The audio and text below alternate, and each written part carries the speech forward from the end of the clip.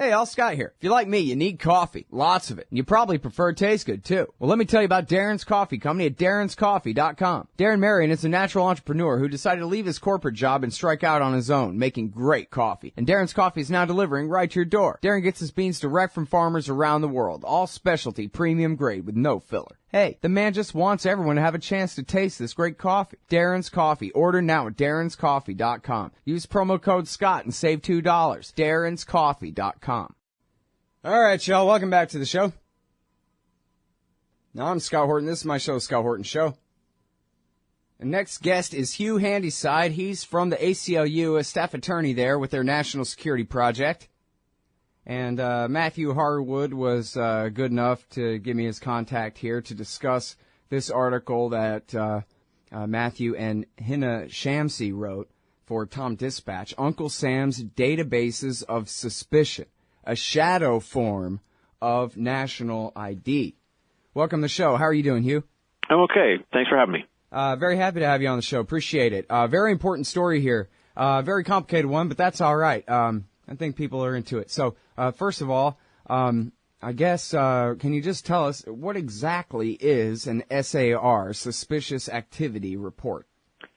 A suspicious activity report is a report that's submitted by local police or what are called fusion centers, which are kind of groups of local law enforcement agencies working together, or even private parties, mall security guards, the security at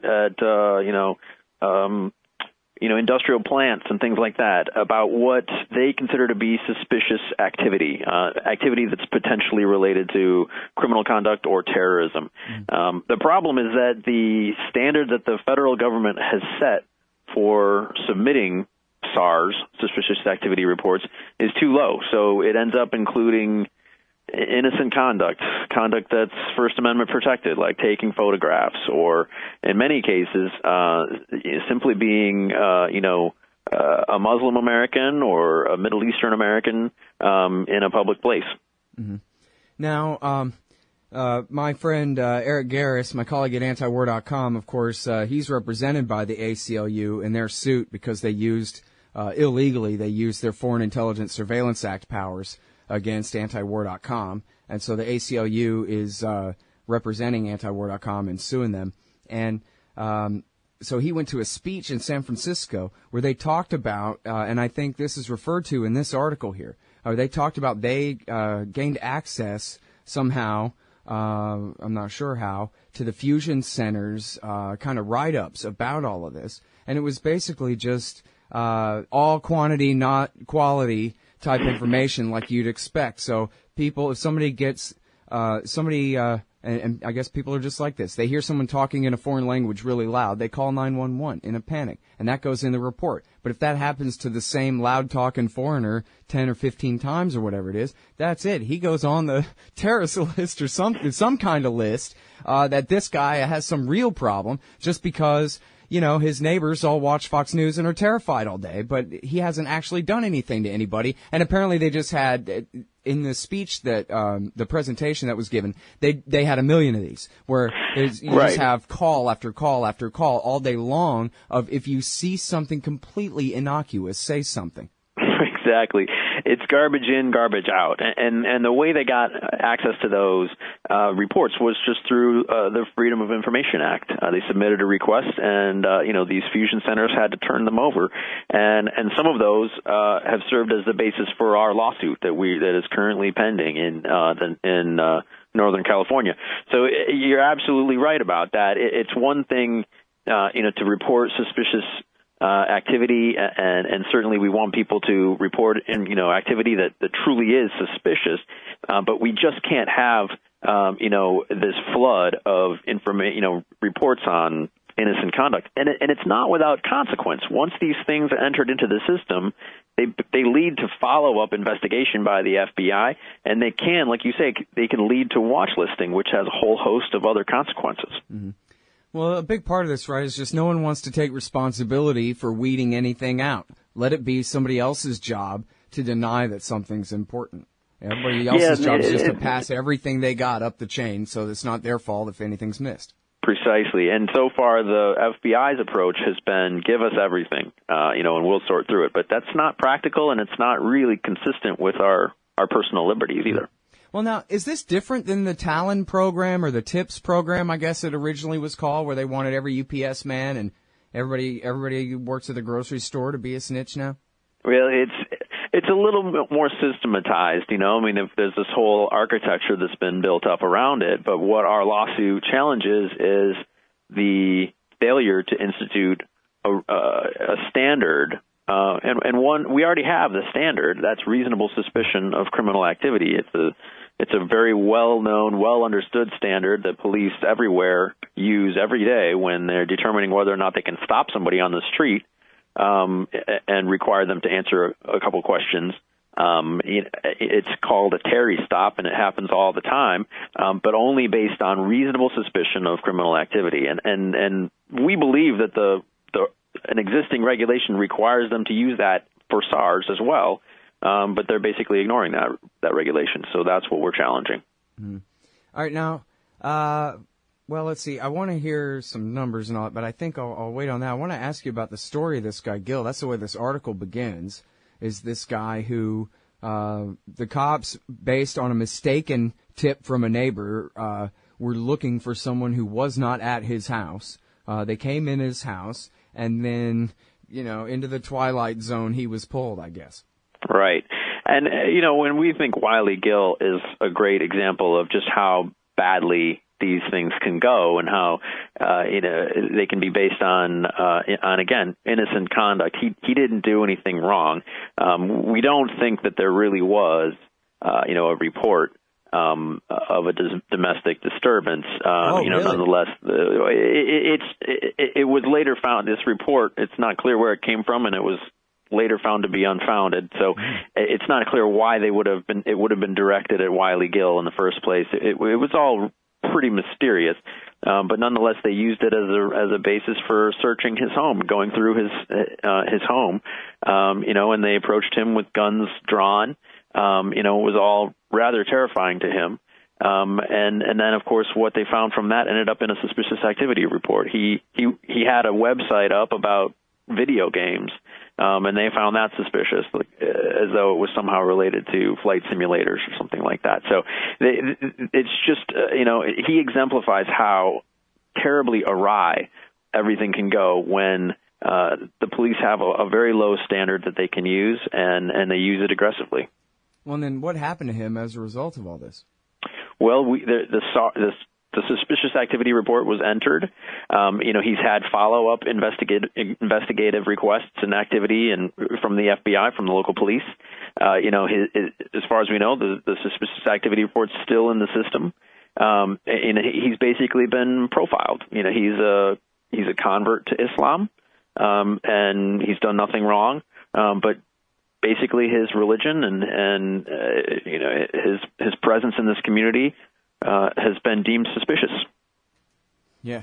Well, it's just incredible. And you got to figure, and you know what? I mean, I even think of this myself a little bit, that even, being kind of anti-everything politically and that kind of thing, I'm still not that worried about this because, what the hell? My last name is Horton. And so Hortons don't usually end up on no-fly lists, right? And I think that that's probably, even very subtly and silently in the back of a lot of our minds, is that this is still happening to others, even though these are our neighbors. These are our next-door neighbors, maybe, that this is happening to. Absolutely. And it's a very good point. And we all should be outraged. And I think that part of what's happened with the watch listing regime is that partly in response to some of the outcry about watch listing standards, the federal government has maybe strengthened its standards slightly for U.S. citizens, but has made it a lot easier to watch list lawful permanent residents and non-citizens inside the United States, and has basically tried to play on that very phenomenon that you're describing. Yeah. Well, and meanwhile, you hand these guys the evidence, and they say things like, "Oh, what are we supposed to do? Call every flight school in America and ask if there's suspicious Arabs training there?" Yeah, you're supposed to do that, FBI. Like, they don't have the manpower for that. but they do have the manpower to spy on us all. All right, hang tight. We'll be back in one sec with Hugh Handeyside from the ACLU. Hey, y'all, Scott Horton here for wallstreetwindow.com. Mike Swanson knows his stuff. He made a killing running his own hedge fund and always gets out of the stock market before the government-generated bubbles pop, which is, by the way, what he's doing right now, selling all his stocks and betting on gold and commodities. Sign up at wallstreetwindow.com and get real-time updates from Mike on all his market moves. It's hard to know how to protect your savings and earn a good return in an economy like this. Mike Swanson can help. Follow along on paper and see for yourself. wallstreetwindow.com. All right, y'all, welcome back to the show. I'm Scott Horton. I'm talking with Hugh Handeyside from the ACLU.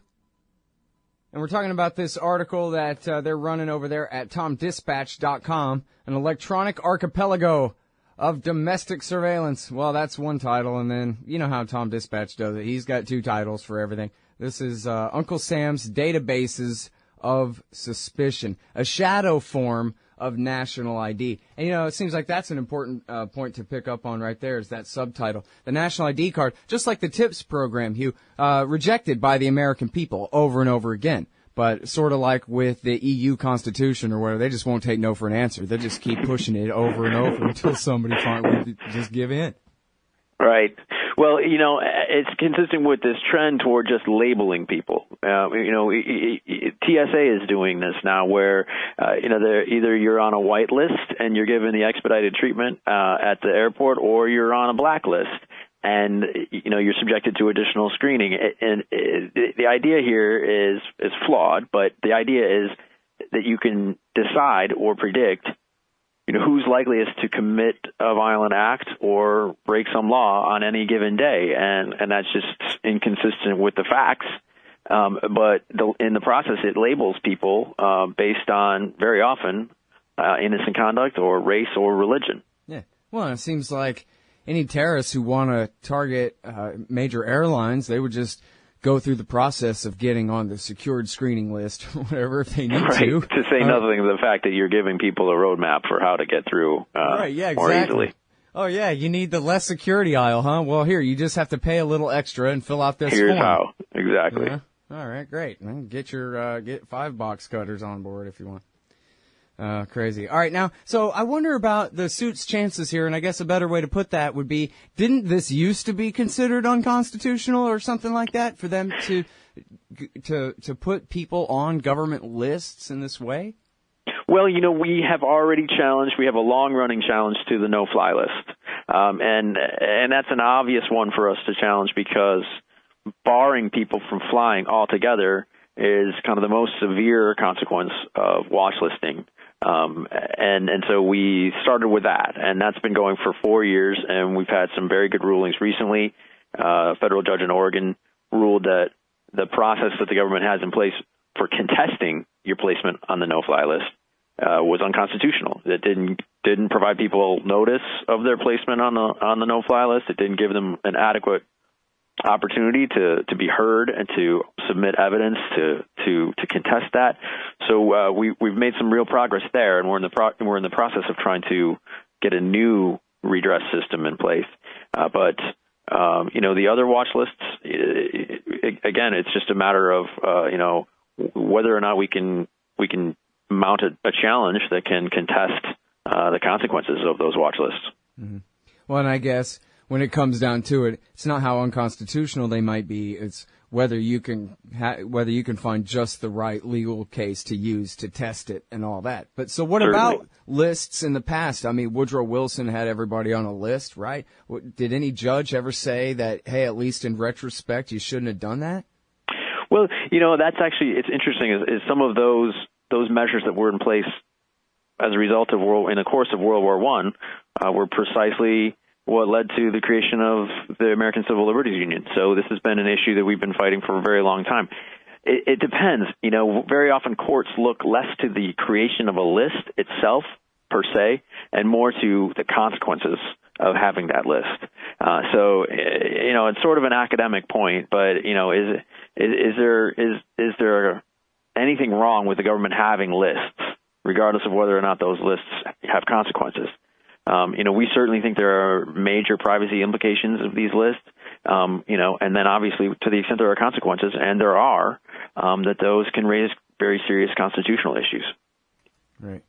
All right. Now, if you could please talk a little bit about the numbers of people that we're talking about. I know that there was a news source and apparently now is in the process of being persecuted himself. I'm sure you guys have come to his aid. The guy leaking to Scahill at The Intercept about the number of people on it's not just the no-fly list, right? It was another list that he was given, or what? Yeah, those disclosures basically revealed, a lot of information we hadn't had before about the master watch list.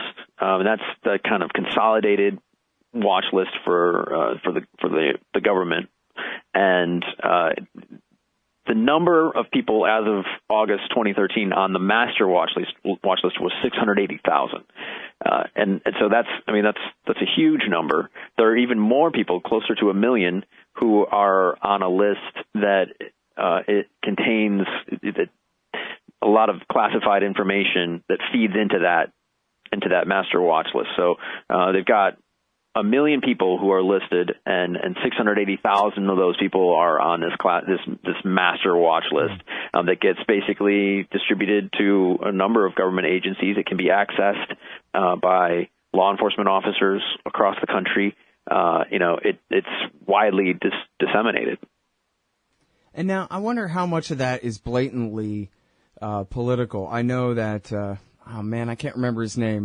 The wife's friend wrote the book Bush's Brain about Karl Rove and ended up on the no-fly list. But I wonder if that goes on all the time, where it's people who, they're not Arab, they're not Muslim, they have no conceivable connection to any Islamic charity that the FBI might be looking at or anything, but they might have just pissed off a local state senator or something. Right. Well, we don't know the extent to which that happens. We know now more about the standard that they're supposed to meet, and that's supposedly to put somebody on the no-fly list, they have to represent a threat of committing a terrorist act.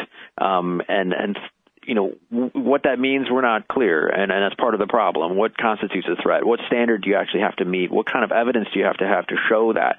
And all of these things are very unclear, but based on what we know, just from our own clients, several of whom are still on the no-fly list, it doesn't seem that it takes very much. It doesn't seem that they have to meet a very high threshold in order to place you on the no-fly list. Yeah, well, so far I've been lucky. I get pulled aside, and they swear it's random. Sometimes I don't get pulled aside, but pretty often I do. And Lord knows the wife does, and I could see why Rove would have put her on one list or another, at least the pull her aside list, but She messed with him. I don't know if you know Larissa Alexandrovna. She made a real enemy out of him, but I don't know. Why is he picking on me? I think it would be pretty scandalous if they were using watch listing purely as a punitive measure for exercising your First Amendment rights. It's not inconceivable, given the way that we know that they are implementing these lists and using these standards and how loosely they're interpreting them. Right. Well, it definitely happened to the Bush's Brain author, whatever his name is, I forget. Molly Ivan's friend from here in Austin. But anyway, I don't know whether, because who knows? I mean, they don't ever have to really release the information unless, to a regular mundane like me, I just have to scratch my head and wonder whether they pulled me over for a reason or whether it's really true, like they say, for no reason at all. Right. They don't have to release it to anybody, including the person who's watch listed. And that's what we have a major problem with. Right. We think if you're going to do this to people, you got to give them a chance you got to give them notice. You got to say, here's what we're doing. And you have to give them a chance to correct that and get off the list and clear their names. And that's been absent until now with respect to the no-fly list, but it's still absent with respect to other watch lists. Mm-hmm. And now, when you talk about this article, government placing itself at top of new air travel caste system, what's that all about? Bureaucrats get automatic entry into that faster pathway through security? Is that it? They certainly do. Members of Congress, something like 2 million DOD civilian and military personnel, intelligence employees. They don't have to pay the extra $80. In other words, all they have to do is submit a quick application and they get automatic pre-check. And again, there's a logic to this, and the idea is that many of these people have undergone background checks in order to get their jobs. Many of them are involved in protecting the country, but that doesn't mean that any of those people are less likely on any given day to be a danger. It just means that they've passed a background check. But we do certainly know that, military personnel, they commit crimes, including crimes involving national security. There's no good reason to think that these people should automatically be given this privilege. Right. So again, it's just part of that phenomenon the government's trying to predict. And once it does that, it's going to use what we think are inappropriate criteria to do it. Yep. And, of course, they're just making a mockery out of the idea that we're the ones who are born free and allow them to be our security service rather than they're our overlords like in the old world or something. But anyway, Hugh Handeyside, great interview, great work. Appreciate it. ACLU. Thanks so much.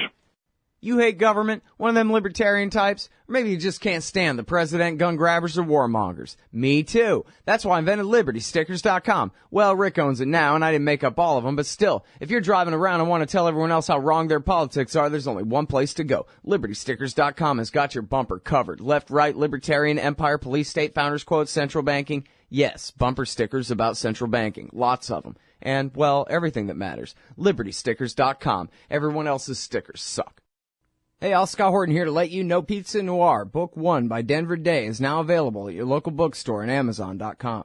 Grab a cold cup of coffee and follow Tacoma, Washington Detective Rick Thompson as he investigates the mystery behind the mass murder of dozens of hot young strippers and roller derby girls all across the West, while he learns new things about the world and himself. Pizza Noir, Book 1 by Denver Day. Normal, as we knew it, is a thing of the past. Find it at scotthorton.org/books or scotthorton.org/Amazon. Hey, all, Scott here for Whole Food Multi-Complete at WholeFoodComplete.com. Whole Food Multi-Complete is an entire supplement program in one bottle containing 100% RDA of vitamins and minerals, plus live probiotics, digestive enzymes, antioxidant herbs, energy nutrients, and more. It's made in America using real foods and live probiotics. No chemical synthetics. It's soy-free, gluten-free, and independently tested and verified. They're so sure you'll love it, they're taking 20% off your first order with coupon code Scott Horton. Satisfaction is guaranteed at WholeFoodComplete.com.